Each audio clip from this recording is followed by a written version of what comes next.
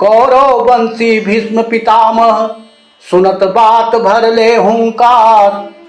शंख बजौलन बड़ी जोर से दुर्योधन खुश भइल अपार।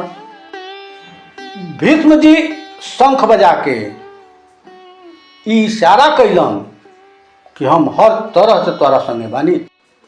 एगो मोती बीए का मुक्तक ह, चूँकि प्रसंग चलता था तनी प्रासंगिक बाबू कि चाहे रोव भगाव ठठाके हंस, चाहे रोव भगाव ठठाके हंस, जवन होखे के बा तवन होइबे करी।